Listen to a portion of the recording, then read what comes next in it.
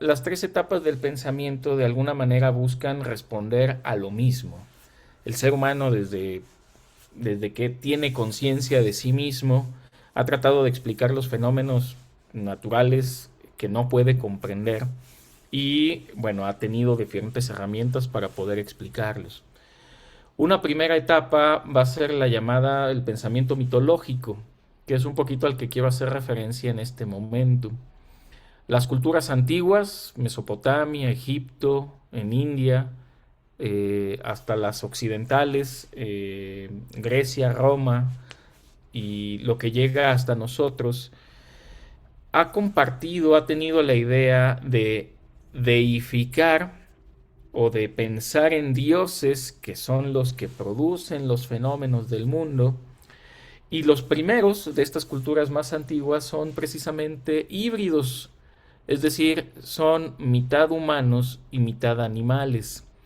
Seguramente habrán visto, sobre todo en toda la zona de Persia, la que ahora está en guerra, Irán, Irak, ver a leones alados con caras humanas, o entre los dioses egipcios, mitad humano, mitad chacal o mitad halcón.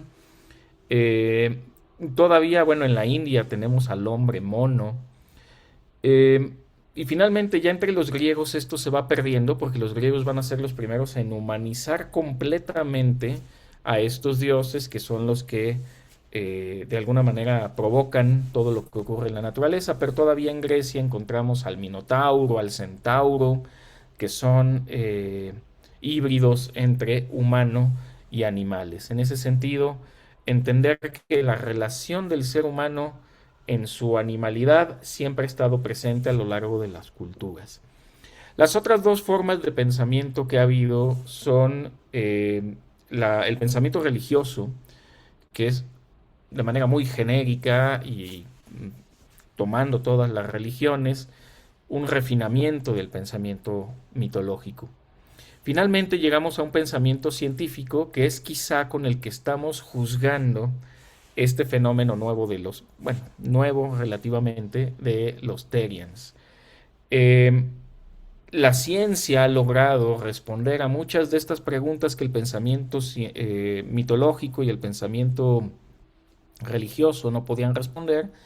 El problema que tiene la ciencia es que cuando descubre algo nuevo, surgen nuevas preguntas. Bueno, y esto que ya descubrimos tiene otras problemáticas que sobre todo la gente que se dedica a la ciencia y a las medicinas lo van a entender de mejor manera.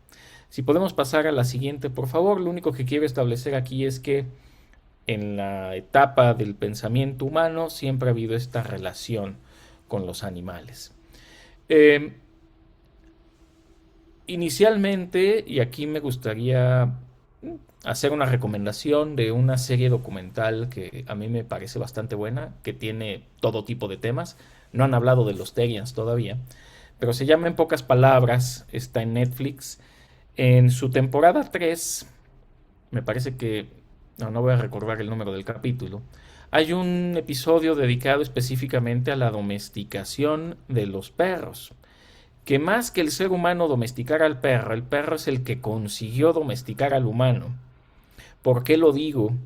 Porque el perro consiguió hacer una serie de gesticulaciones que le permite hacer un bonding con el ser humano y de alguna manera en su inteligencia comprendió que el ser humano podía ayudarle a conseguir el alimento.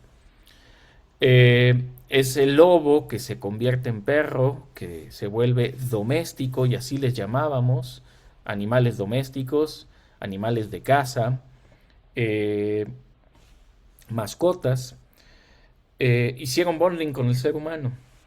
Ya hacia el final les quiero platicar de un libro relativamente nuevo que va saliendo, que no es de Terians, pero que de alguna manera explica esto. Desde antiguo, esta relación ha ido mejorando, a grado tal que hasta hace poco se hablaba mucho de los perrijos y se habla de los animales de compañía, ya no tanto de mascota o animal doméstico. Es decir, este bonding, esta aproximación con las mascotas, concretamente con los perros, los gatos y algunos animales de granja, pues ha ido en aumento. La siguiente, por favor. Ok, a ver, no quiero tampoco indagar mucho ni robar mucho tiempo. Eh, de manera muy general, hay cuatro formas de analizar la cultura. Hay una cultura hegemónica.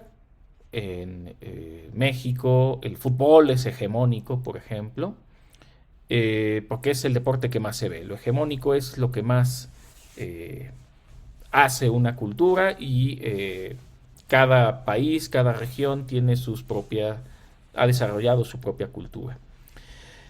Aquellas culturas que tienen una minoría, pero que existen, que no es hegemónico porque no lo hace todo el mundo, no es de mayorías, se llaman subculturas. Eh, en ese sentido, los Terians van a nacer como una subcultura. ¿Por qué? Porque no es algo hegemónico, no es algo que haga todo el mundo. Buscando algunos datos, aunque no se sabe con precisión cuántos Terians existen a nivel mundial, se habla de un 0.01 a 0.05% de la población, es decir, es realmente un número muy pequeño comparado con los casi 8.000 millones que somos en el planeta. Surge en 1993 como una subcultura organizada. Eh, a ver, hay que entender que comenzaba Internet y evidentemente ahora con las redes sociales es que hay una explosión, no es algo nuevo. Y como he tratado de decir, esta relación con los animales de manera social pues, se da desde hace mucho tiempo, ¿no? Eh, Uno va encontrando, y ese es el tema ahora, cierta afinidad con algunos animales con los que se identifica. Y si vamos a la siguiente, esto es lo que termina siendo muy interesante. Como dice la presentación, hay una identidad, una afinidad con algún tipo de animal, pero con un aspecto muy importante que la doctora Nancy va a poder puntualizar mejor que yo, donde la persona que se identifica con un animal sabe y comprende que no va a tener una transformación física en ese animal. Es decir, se identifica pero sabe que no va a ser. Voy a decir algo y si me equivoco, la doctora me corregirá.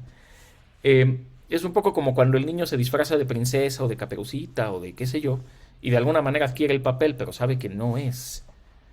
Es esa afinidad, esa búsqueda, entendiendo que no hay esta transformación física. Creo que es un aspecto relevante para la conversación que estamos teniendo. La siguiente, por favor.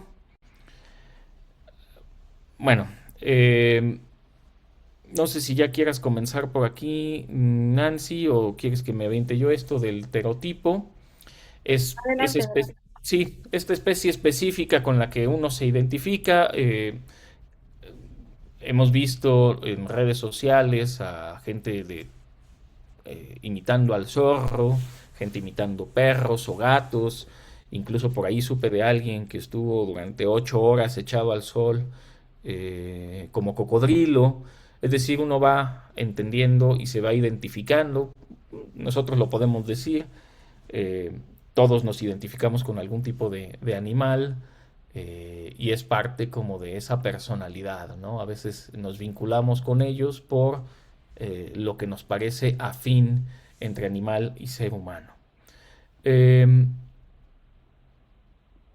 Hay una situación en las personas que se definen como Terians, que es esta distrofia de especies, en la que hay cierta incomodidad con el cuerpo en el que estamos y por eso buscamos esta identidad animal, tratando quizá de salir de nosotros sin la posibilidad quizá de dejar de ser nosotros. Continuamos, por favor. Claro, aquí lo que ha resultado interesante, y hace 2 semanas hubo una reunión Terian en la UNAM, precisamente, en donde se empieza a hacer comunidades alrededor de este comportamiento Terian, identidad de yo tampoco me siento a gusto con mi cuerpo, aunque me identifico con un animal diferente al tuyo. Aquí lo que se vuelve muy peligroso socialmente hablando, y esa es un poco mi especialidad, es cuando empezamos a juzgar a estos grupos de manera, digamos, violenta o provocando rechazo, que es en buena medida una de las radicalizaciones que se está haciendo sobre este fenómeno, que no tiene por qué ser de esta manera. Al final hablaremos un poco de la tolerancia. eh, y estos grupos, y quizá los han visto, que yo creía que eran más radicales en Estados Unidos, pero resulta que son más radicales en Latinoamérica. Si vamos a la siguiente, Nancy, por favor. Es bueno, ahorita voy a esto. Si quieres, vamos primero a lo y luego nos regresamos, si me haces favor.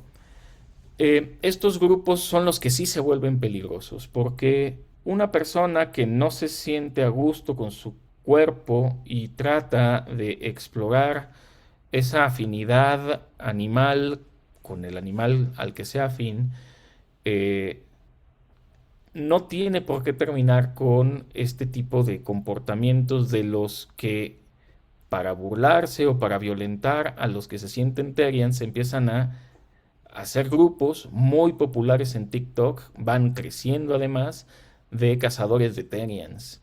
Eh, ahora sí volvemos al anterior. Este fenómeno, sí lo puedo decir, es un fenómeno muy mediático.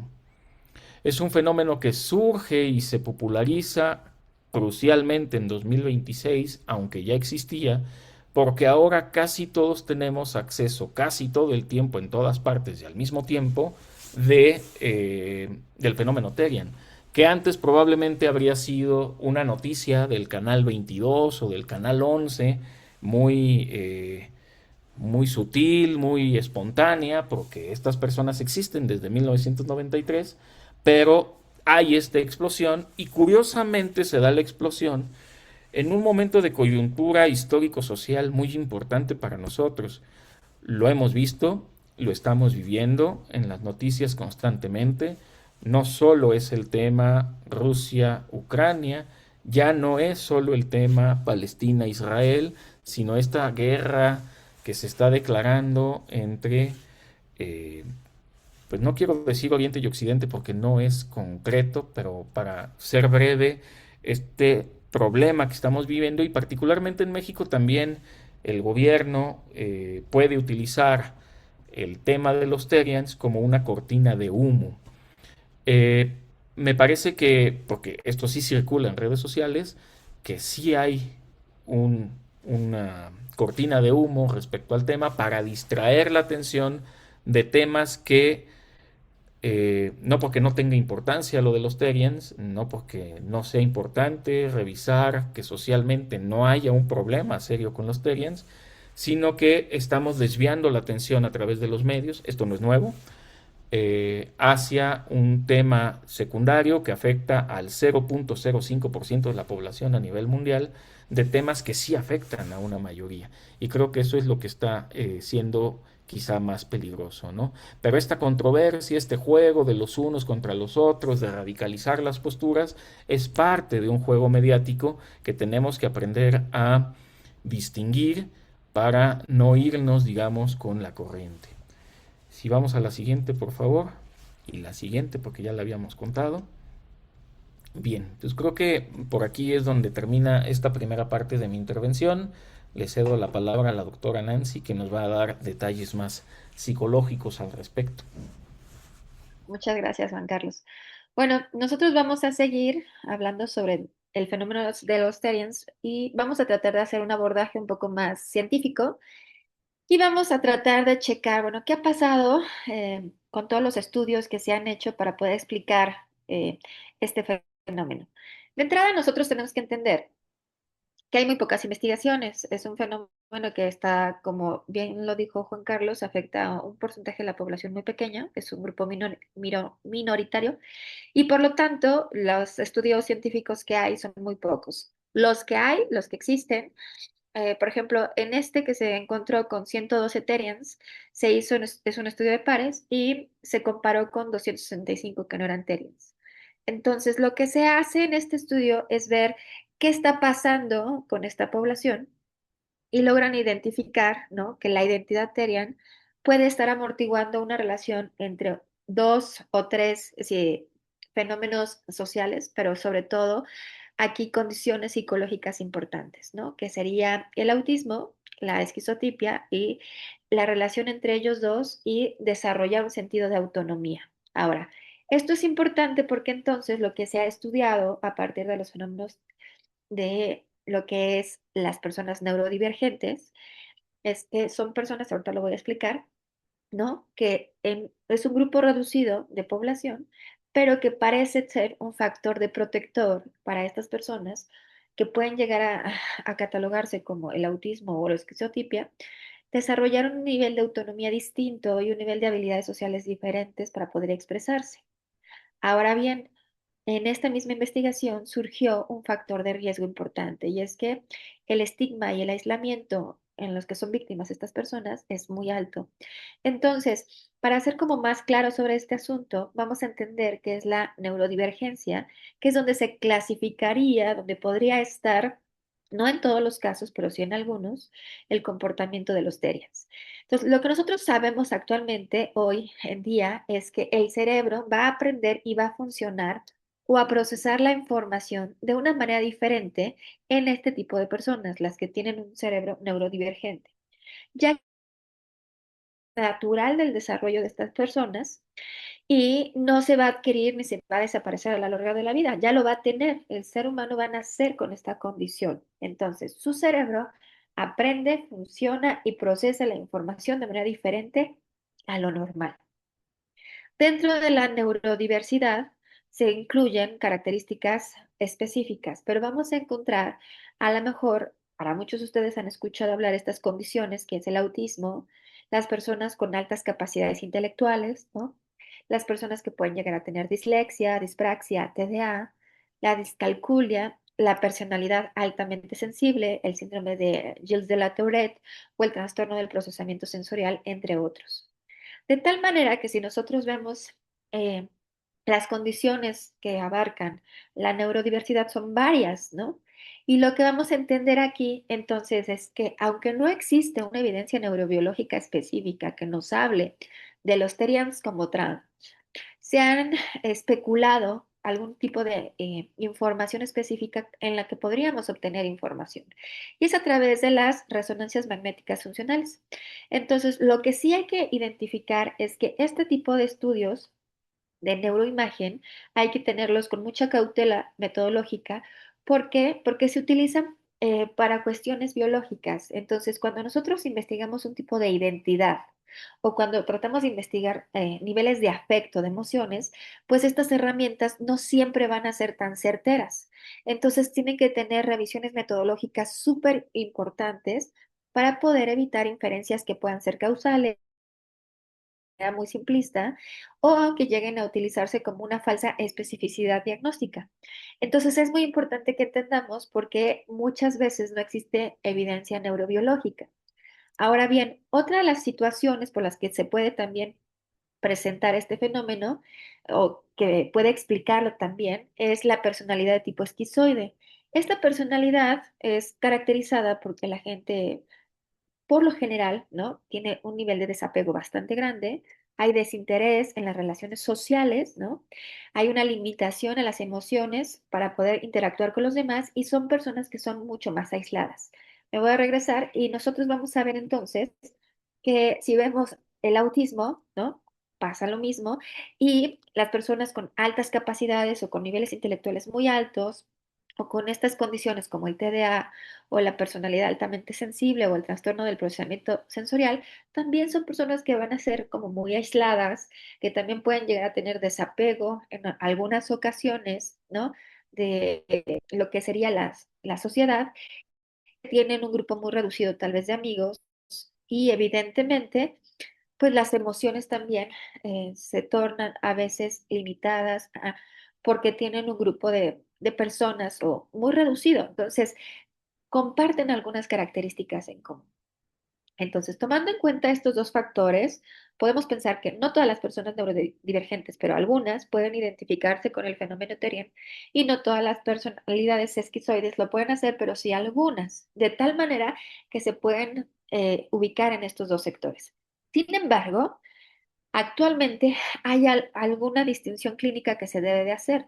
Cuando una persona llega a tener un tipo de somorfismo, ¿no? Es un caso clínico de teriantropía. Aquí el problema radica en que puede generar delirios de transformación asociados a que pueda llegar a desarrollar un trastorno psicótico o un trastorno neurológico.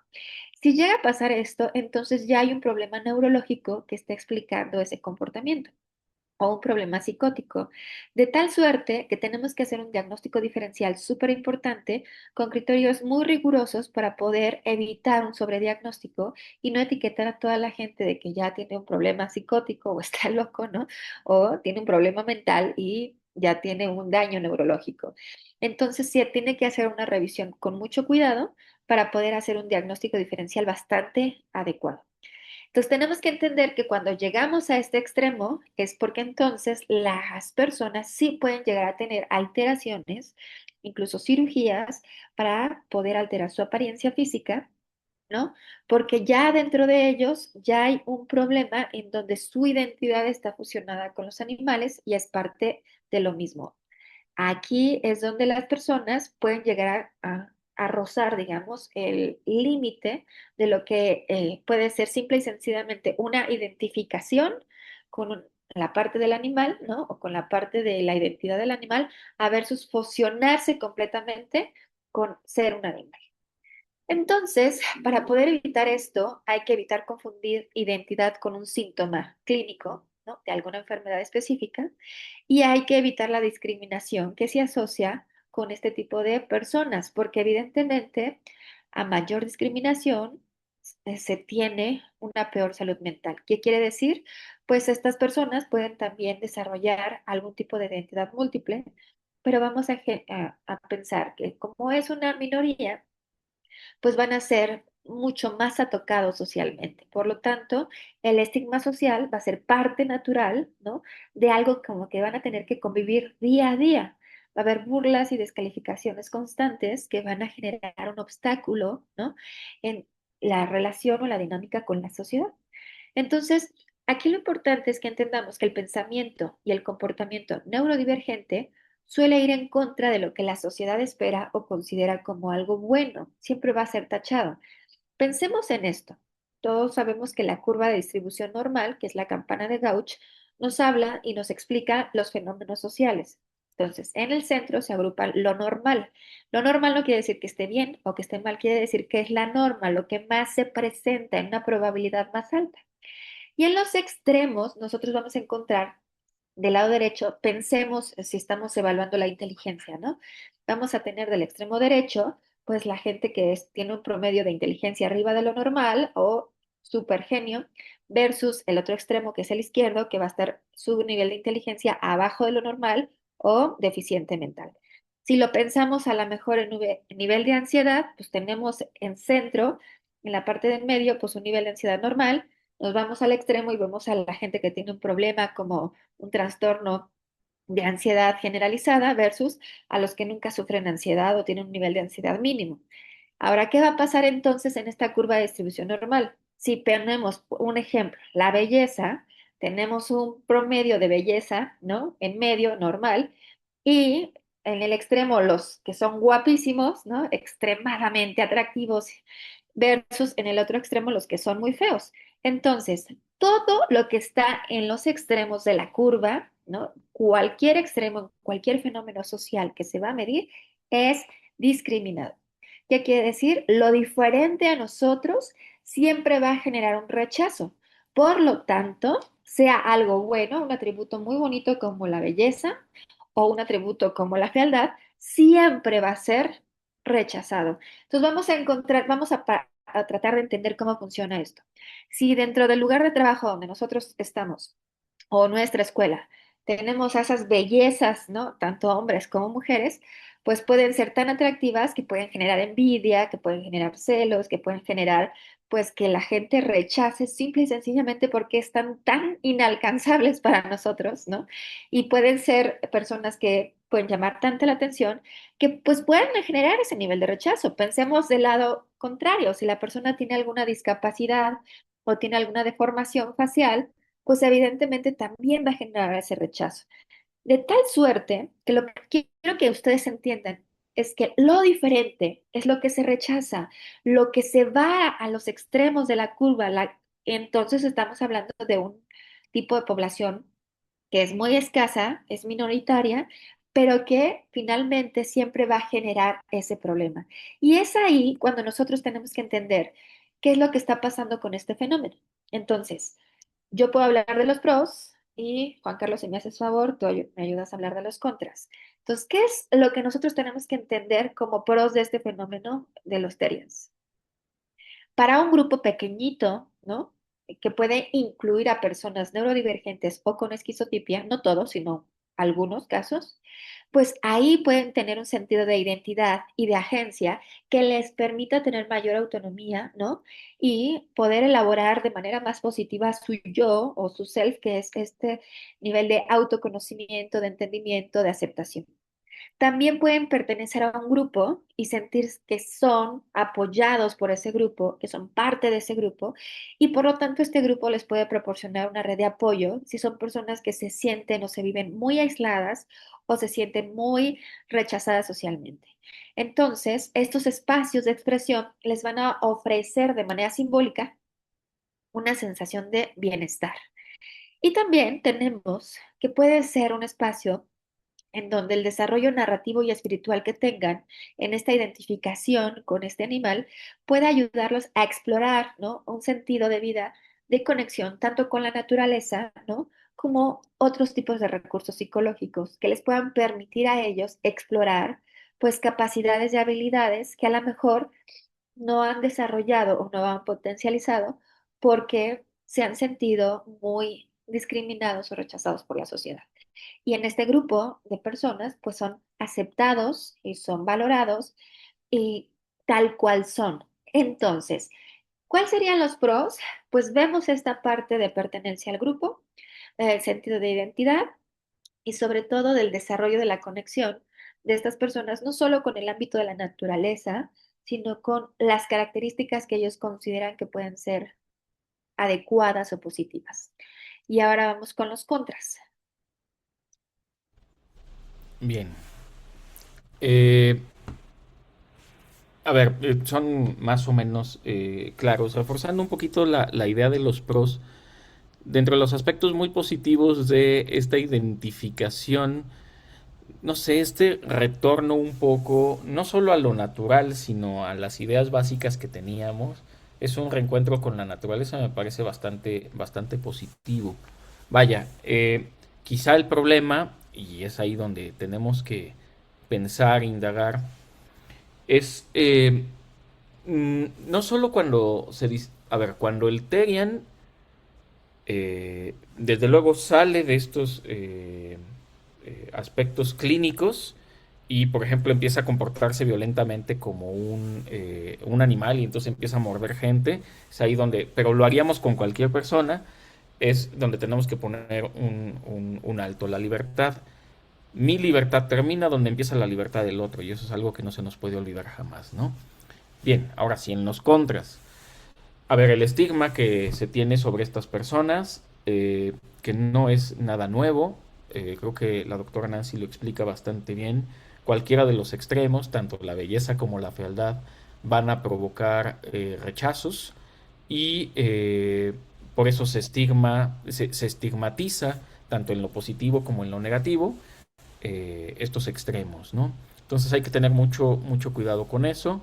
Está también la confusión clínica, la diagnóstica, ese riesgo de patologizar, ese riesgo de convertirme en algo que no soy por tratar de pertenecer.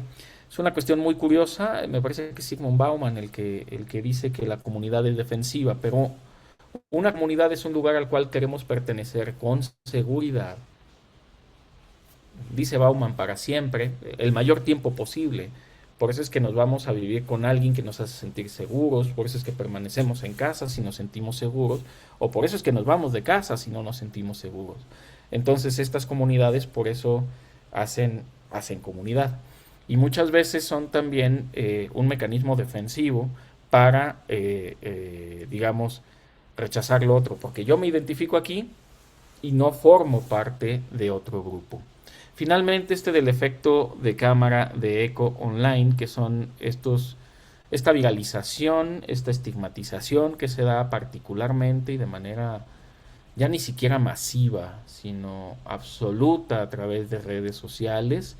eh, y incluso este mismo juego, y por eso me parece muy peligroso estas nuevas cuentas que surgen de cazadores de Terians, que hacen esta suerte de juego doble, y no solo es el tema de cortina de humo por parte de autoridades, sino que nosotros mismos percibimos a través de las redes que algo está mal, que algo está raro, y entonces tenemos que atacarlo. Me preocupó mucho y les comento algo que ocurrió en una clase en otra universidad, cuando una chica me dijo, profesor, es que nosotros no queremos tomar postura de nada, porque si tomamos una postura nos vemos como unos radicales, no importa cuál sea la postura. En el caso de los Terians me parece que es muy pertinente. Si yo me abogo en cualquiera de los dos extremos, que necesariamente son negativos, termino viéndome como un radical, entonces preferimos no tomar postura. Aquí creo que la postura es bastante clara. Lo que estaría muy mal sería discriminar a cualquiera por sus creencias. Entonces, el comportamiento que tenemos que erradicar es precisamente el de los cazadores de Terians, porque eso es lo que está completamente desvinculado y fuera de posición. Si quieres, vamos a la siguiente, Nancy. Adelante, vas. No, adelante. Bueno, entonces, para poder ir cerrando esta plática, lo que tendríamos que ir pensando es esto. ¿Cuál es nuestro compromiso, ¿no? A nivel de sociedad, ¿no? Primero que nada, hay que aprender a diferenciar la identidad de un trastorno. Entonces, es muy importante que nosotros entendamos que cuando hablamos del término de santropía clínica, digámoslo así, es un delirio de metamorfosis, es un trastorno psiquiátrico ya. Es súper raro, ¿no? Pero la persona tiene la idea de que él entonces se está transformando en un animal o que se puede transformar en uno. Y entonces, evidentemente, por eso es el problema, porque puede actuar como moverse, emitir sonidos, ¿no? De animales, pero aquí tenemos que identificar si no hay un trastorno psicótico de fondo que pueda pertenecer a la parte de la esquizofrenia o un tipo de depresión psicótica, que es totalmente distinta a la teriantropía, que no es clínica. Aquí, por ejemplo, es muy importante que nosotros diferenciemos a las personas que solamente experimentan una identidad psicológica que es persistente como un animal no humano, ¿no? Sin creer que su cuerpo físico se ha transformado. Por eso, al considerarse una identidad, es cultural, ¿no? Entonces es un fenómeno que actualmente sabemos que también tiene que ver con una cultura digital, ¿no? Pero no es un trastorno mental en sí mismo, ¿ok? Puede tener matices clínicos, ¿no?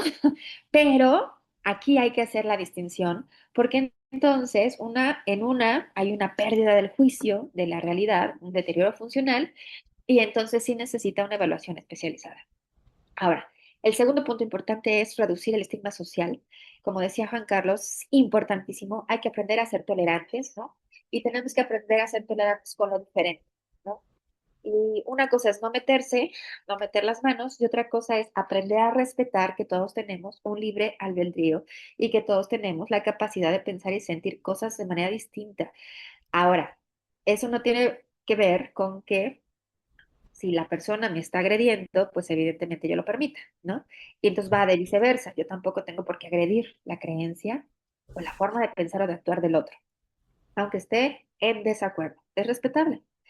Y por lo tanto, hay que ver el enfoque de humildad cultural, pues porque hay que validar las experiencias, explorar las narrativas y las necesidades de seguridad, de convivencia y de priorizar la pertenencia y la prevención del acoso. O sea, porque evidentemente, yo insisto, lo diferente se rechaza y por lo tanto, durante todos estos siglos, siempre que hemos tenido formas de pensar diferente, ha llevado a fenómenos como la violencia y estos fenómenos han desarrollado o desencadenado situaciones de guerras o de genocidios.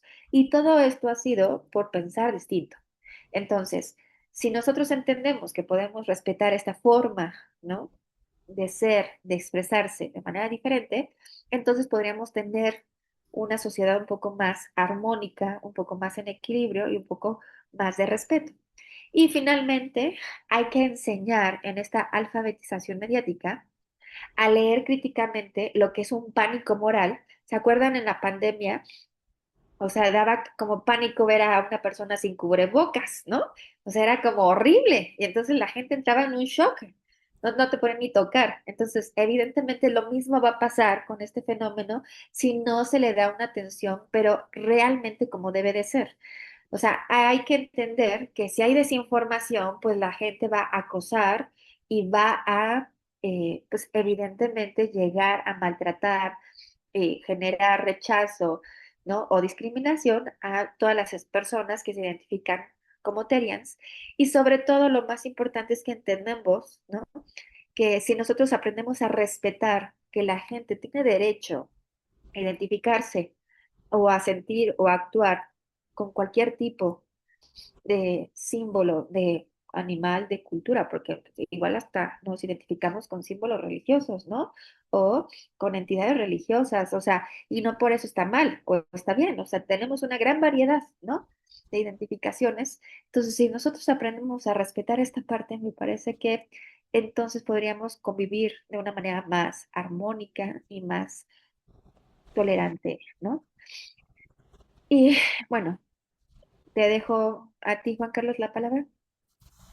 Sí, a ver, aquí lo que se vuelve muy interesante es investigar que, a ver, si las cosas estuvieran bien socialmente, probablemente no habría una presión en la que un joven, porque este es un fenómeno también más asociado a los jóvenes, aunque haya empezado en 1993, los más veteranos tendrían de haber continuado con esto pues, cerca de 50 años, ¿no? En realidad es, es de gente joven.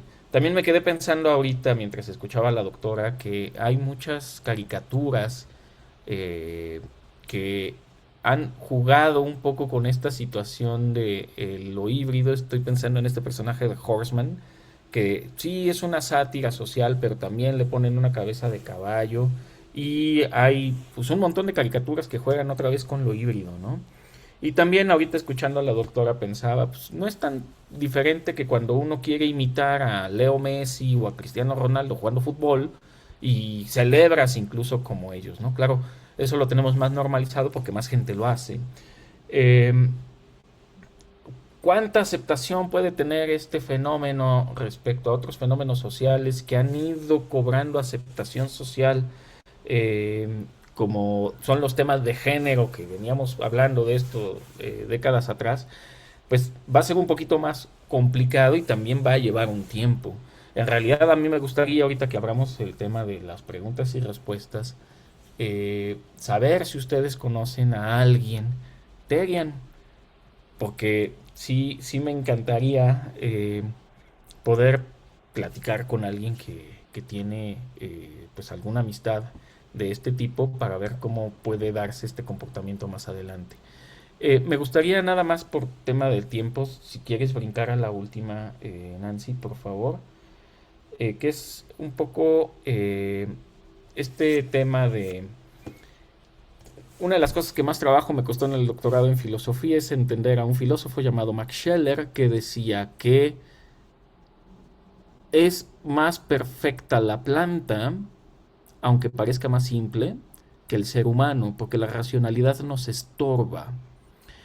Este sociólogo que tengo la oportunidad de conocer, que es José Hernández Prado, publicó hace poco un libro donde se pregunta y hace una afirmación muy valiente y muy extraña, pero vaya, nos va a sonar extraña, pero me parece valiente.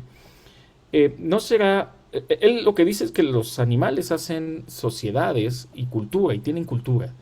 Eso es algo muy radical. Pero nosotros de alguna manera aprendimos a hacer comunidad imitando a los animales.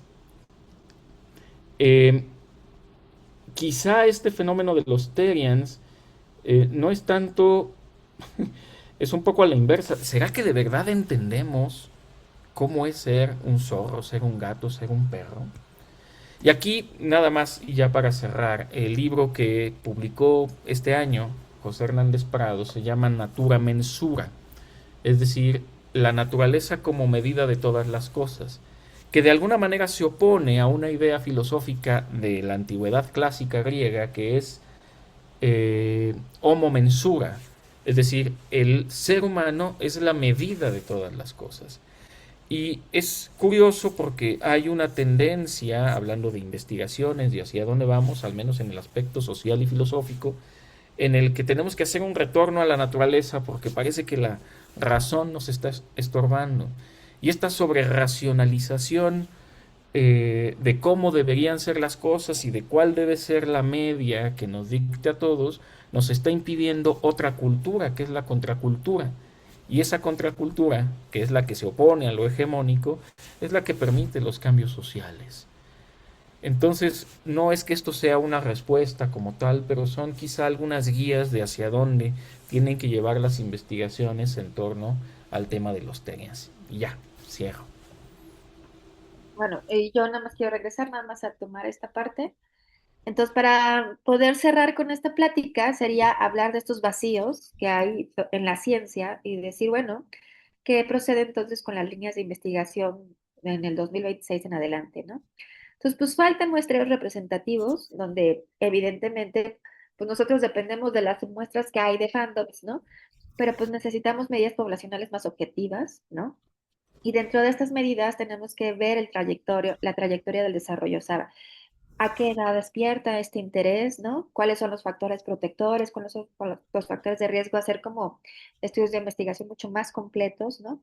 Y a largo plazo para ver si esta tendencia perdura a lo largo de los años o en algún punto de la edad se va disipando o desvaneciendo y si hay una neurociencia responsable específica, ¿no? De tal manera que podamos poder explicar con estudios de neuroimagen, ¿no?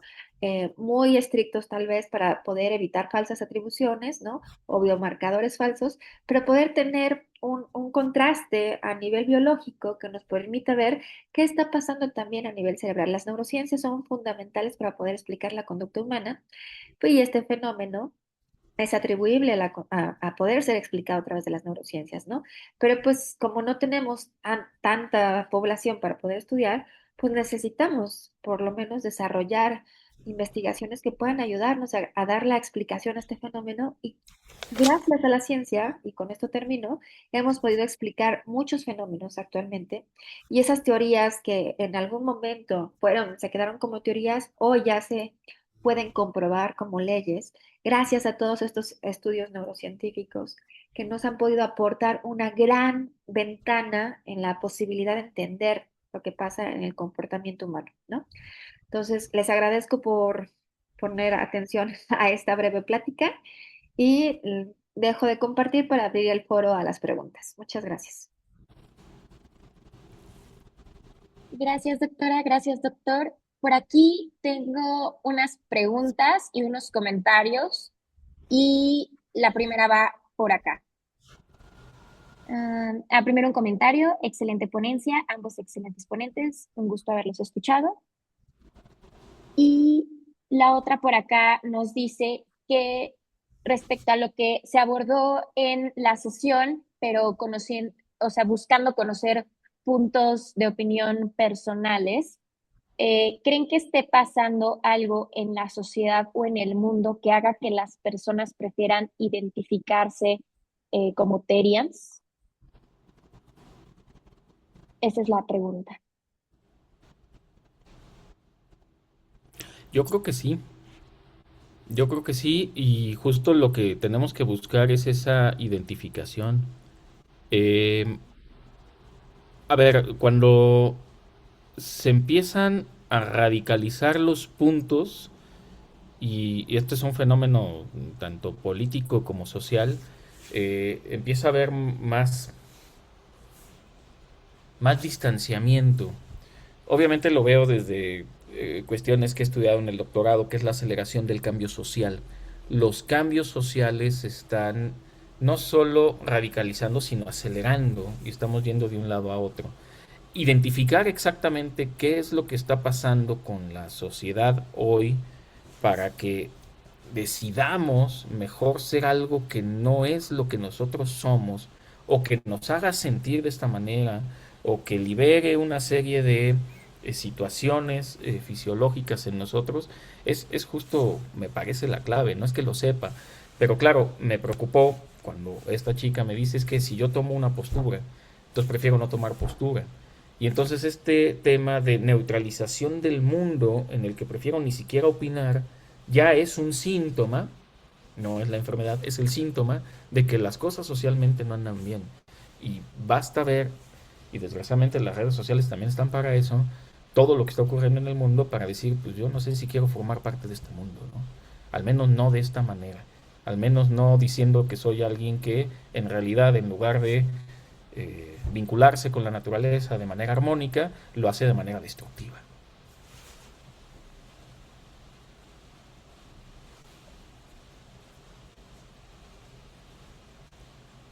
Ah, perfecto. Aquí tenemos otra pregunta, o no sé si quiera complementar, doctora Nancy.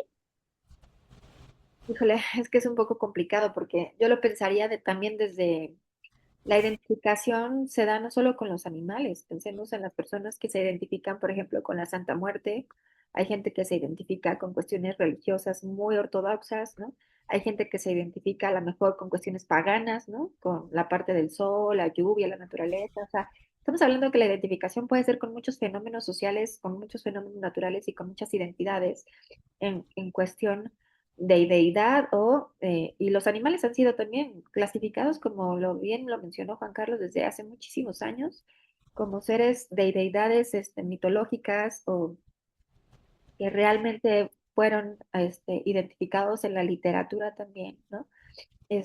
Como puntos referentes para poder desarrollar todos estos clásicos. Entonces, la verdad es que identificarse con un animal es una sola parte de las miles de identificaciones que hay a lo largo de la vida con un montón de fenómenos, de grupos o de sectores. Entonces, aquí yo creo que o sea, este es una ramita de muchas otras identificaciones con las que la gente puede llegar a tener, ¿no? Entonces, por eso Juan Carlos en algún momento decía, pues puede ser una cortina de humo, porque este fenómeno ha existido a lo largo del mundo hace millones de años, ¿no? En civilizaciones desde Mesopotamia, los egipcios, y ahí lo vemos. Entonces, simplemente se ha ido digámoslo así, destapando un poco más, pero por los medios de comunicación, porque si no fueran los medios de comunicación los que nos hablan de ese tema, pues nosotros estaríamos igual que antes, ¿no? Con este sector minoritario haciendo las cosas. Entonces creo también que aquí tendríamos que pensar que esta es una ramificación de una de las identificaciones que puede haber en muchos otros sistemas, ¿no? O sea, o en otros entornos o en otras subculturas, como diría Juan Carlos, ¿no? Los medios de comunicación no ayudamos, de hecho estamos perjudicando las cosas. A veces sí, a veces no, pueden ser prosociales o no. Híjole, híjole, uno que está aquí en el gremio, pero bueno. Hay una pregunta que quiero leer aquí. Muchas gracias por la ponencia. Por ejemplo, para generaciones pasadas que tenemos la mente un poco cerrada, y lo pone entre comillas, ¿cómo nosotros podríamos afrontar o ver el tema de los Terians sin caer en el tema de estigmatizar o violentar a este grupo?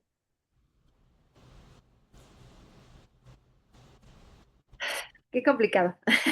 A ver, eh, no sé si sea bueno poder poner una analogía, tal vez, ¿no? Para poder tratar de entender este fenómeno. Hoy tenemos muy poca información al respecto.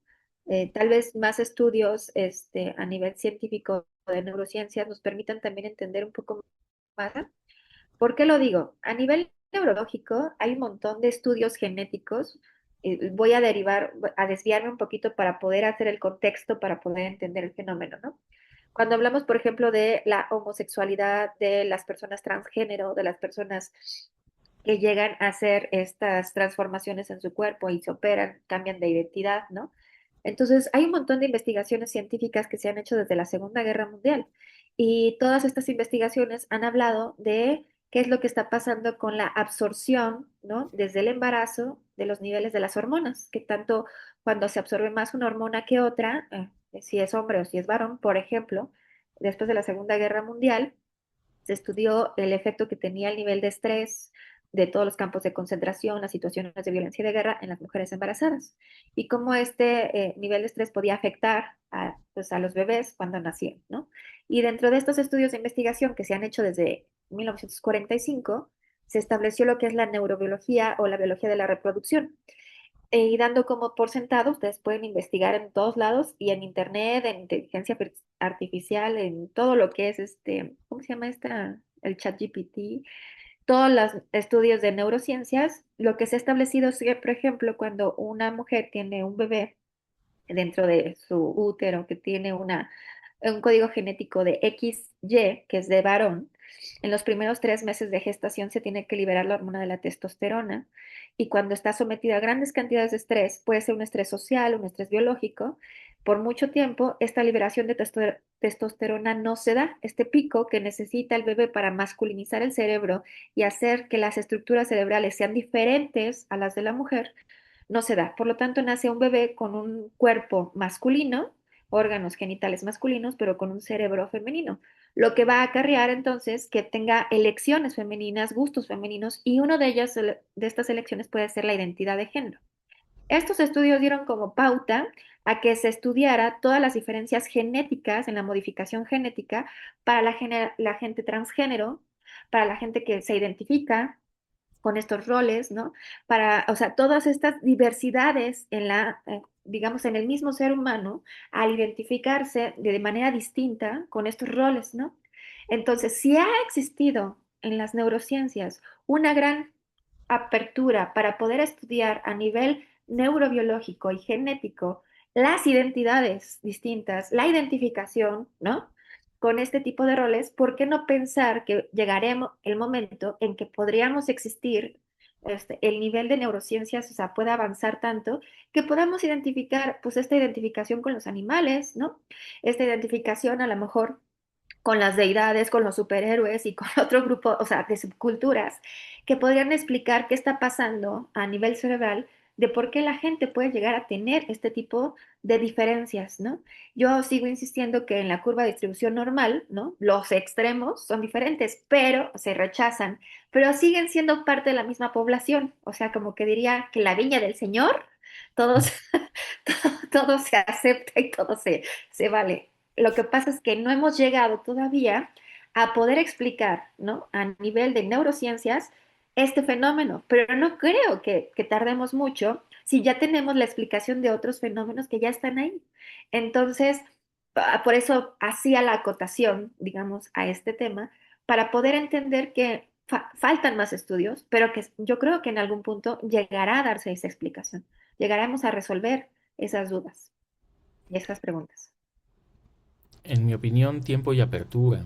Y apertura no de acá, porque en los fenómenos sociales es así, digo, yo sé que hay diferencias, pero cuando la generación del clásico se enfrentó a los rock and rolleros de su época, eh, probablemente mucha gente vio morir a familiares y amigos de gente que protestaba en marchas en los 60s, en los 80s, que si las drogas, que si el no sé qué, y quizá el dolor social que eso provoca es lo que hace que vayamos poco a poco rompiendo esa cáscara porque es obvio, ¿no? Conforme nos vamos volviendo viejos, vamos teniendo esa, pues no sé razón, pero esa falta de apertura, esa falta de entendimiento, yo creo que es bastante natural que eso pase. Y ha pasado siempre, y seguirá pasando. Para los que son jóvenes hoy, habrá fenómenos sociales que digan es que esto no lo puedo creer, ¿qué necesito hacer para poder aceptarlo? Pues es eso, ¿no? Y a veces un abrazo es mucho mejor que juzgar y más bien entender pues el por qué, ¿no? Creo que es lo que habría que hacer. No, y aparte voy a complementar un poco la idea de Juan Carlos. Si pensamos, por ejemplo, en el movimiento feminista, pensemos en esta feminista que en algún momento se aventó ahí cuando iba pasando los reyes de Inglaterra como para, en medio de protesta, dio su vida para poder poner un alto y decir, voltean a vernos, ¿no? Necesitamos generar derechos hacia la mujer, ¿no?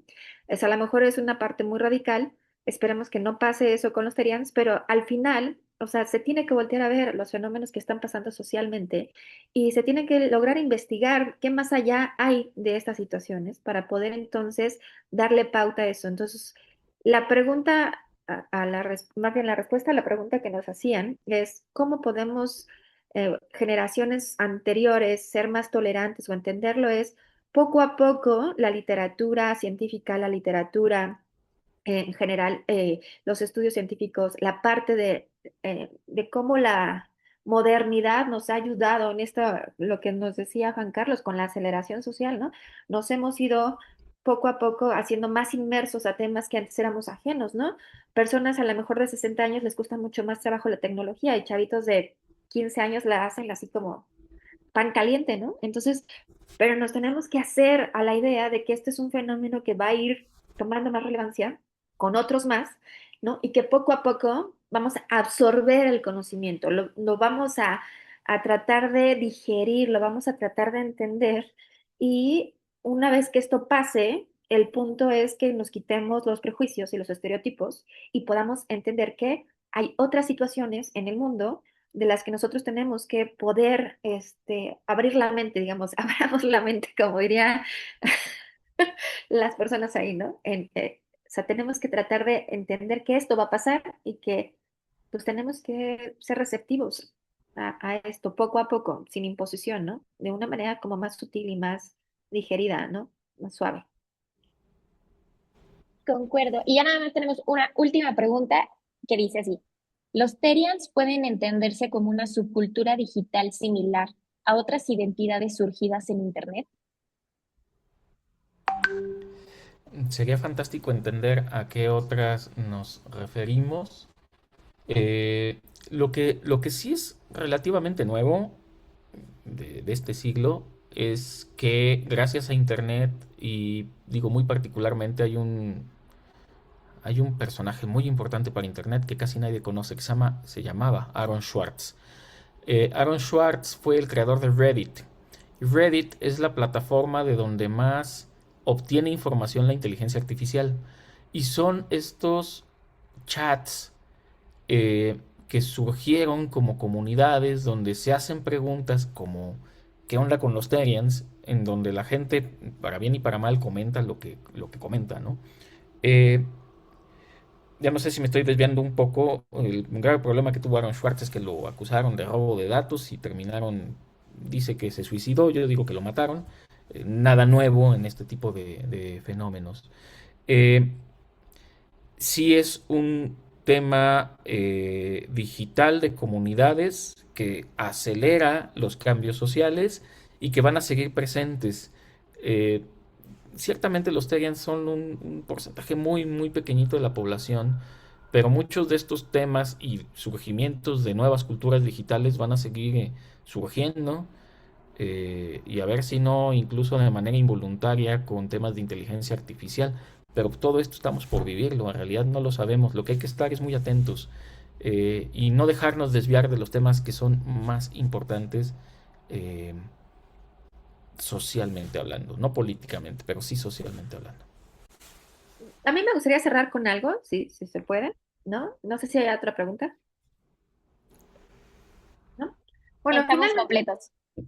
cuando nosotros hablamos de que hay de poder tener un respeto a lo diferente, de ser tolerante a lo diferente, primero tendríamos que entender qué está pasando con nosotros internamente para poder rechazar a la gente, qué de ese grupo de personas, los Terians o cualquiera, ¿no?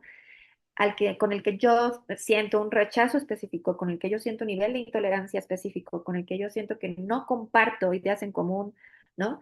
Me genera tanto malestar, ¿no? Entonces, parte importante es revisar internamente entre nosotros qué es eso que nos está generando este grupo, este sector de la población, qué es tan intolerante para nosotros, qué está pasando con nosotros a nivel personal en nuestra historia, que hace que no podamos identificarnos con lo diferente, ¿no? Cada persona tiene a nivel individual diferentes situaciones que les pueden molestar, ¿no? Desde la parte radicalizada del comportamiento, de que se comporten como si fueran animales, el tipo de pensamiento, la forma de actuar, pero tenemos que ser como demasiado, eso sí es como muy importante, introspectivos. O sea, es como echarnos un chapuzón dentro de nosotros y ver por qué estoy rechazando ese grupo en especial, qué parte de ellos me está generando tanto malestar. Hay algo que es muy importante, por ahí dicen en psicología, no sé si han escuchado hablar, que dice, lo que te choca, te checa, ¿no? Es como un cliché de la psicología. Entonces, a veces es más fácil que veamos lo malo en los demás que verlo en nosotros mismos. Entonces, a la vez que nosotros podamos darnos este chapuzón dentro de nosotros, a lo mejor también podemos ver cómo ellos pueden expresar de manera libre algo que nosotros no podemos. O podemos identificar que a lo mejor hay algo en su comportamiento, en su forma de ser que nos rebasa y que tiene que ver con algo de nuestra historia que no hemos trabajado emocionalmente, ¿no? Pero siempre que hay un rechazo tan extremo, siempre, por lo general está asociado con una situación a nivel personal que puede estar proyectándose desde un trauma que puede ser infantil, una herida de la infancia que está generando como un eco, ¿no? Que está resonando en ellos, o como algo que nos gustaría nosotros poder hacer y que no estamos pudiendo lograr, ¿no? Y que ellos sí. Entonces, sí es importante revisar internamente a qué se debe este gran rechazo, por qué lo estoy atribuyendo a este sector de la población y qué puedo trabajar, ¿no? Yo a nivel personal para poder evitar eso, ¿no? Entonces, sí es importante también entonces, en lugar de verlo también como un fenómeno social, verlo como un fenómeno individual. Dentro de mí, ¿qué está pasando para que yo tenga ese nivel de intolerancia y ese nivel de odio colectivo, ¿no? Hacia un grupo específico de personas. O Y hacia mí, ¿no? claro, Es lo que suele pasar. Yo quería nada más un minicierre. Hay un filósofo de nombre René Girard que dice, una persona es violenta con otra por dos razones, admiración y envidia. Y es lo que menciona la doctora Nancy. Eh, ¿Qué hay en esas personas? Y a lo mejor es esa expresividad de la libertad que yo no pude en mi generación por la situación social que se vivía y me molesta que ellos puedan hacer algo que yo no pude. Es una idea, no es el único que va a hablar de ello, pero para cuando sean violentos con nosotros, admiración y envidia. O bien, si nosotros somos los que tenemos cierta rencilla con alguien que se comporta de alguna manera, lo que dice Nancy me parece fantástico, qué le estoy admirando, qué le estoy envidiando, que me hace sentir esta violencia hacia esa persona, ¿no? nada más quiero cerrar con algo que quiero acotar. Fíjense que nosotros cuando trabajamos en terapia, en el manejo de las emociones, trabajamos la envidia, ¿no? Y entonces, la envidia no es lo mismo decir, o sea, vamos a poner una pareja, ¿no? Yo envidio la relación de pareja que tiene esa persona versus, yo envidio y quiero tener esa pareja y voy a hacer todo lo posible para bajarle el novio a esa pareja, ¿no? Entonces, el nivel de envidia distinto, del 10 al 100%, ¿no? Entonces, ¿cómo se trabaja, por ejemplo, con la envidia? Pues lo que dice Juan Carlos es muy importante. Es cómo puedo yo luchar y trabajar para obtener eso sin quitárselo al otro y sin reconocer lo que el otro tiene, de tal manera que vuelva la envidia admiración. Admiro tanto lo que el otro hace, lo que el otro tiene, que quiero trabajar en esforzarme yo a nivel personal para poder lograr lo mismo. ¿Entendemos esa parte? Entonces, ahí es un trabajo personal que la gente tiene que hacer, donde transmuta la energía de una emoción negativa a una positiva, para volverlo lo mejor que puedes. Pero es identificar, como dice muy bien Juan Carlos, qué está pasando en el otro y qué está pasando conmigo, que esa emoción no me lleva a ser violento. Por mi parte es todo. Muchísimas gracias por su escucha y por su presencia. Tenemos aquí muchos comentarios y también para cerrar por este lado de Inca, doctora Nancy, doctor Juan Carlos, quiero agradecerles profundamente por esta plática. Creo que es algo que se tenía que poner sobre la mesa porque sin duda no me dejarán mentir los asistentes o incluso ustedes. El tema ha sido polarizado y ha resultado en mucha violencia y a veces desde, pues podríamos decir ignorancia, como lo comentan, pues repercute negativamente en todos como sociedad, aunque no lo veamos de esa forma, sí sucede, es una repercusión negativa. Entonces quiero agradecerles porque gracias por abrir el panorama de este tema y de esta manera, ¿no? Y a los asistentes también muchas gracias por estar con nosotros y sobre todo por sus grandes comentarios, porque eso nos deja a nosotros como enseñanza que eso positivo que buscábamos se logró. Entonces, queremos darle las gracias a todas y todos. Y bueno, esperamos tenerlos pronto para la próxima aquí con Bink and Food for the Brain. Muchas Gracias a gracias. todos. Muy bien, finalizamos la sesión. Gracias, nos vemos para la próxima. Bye.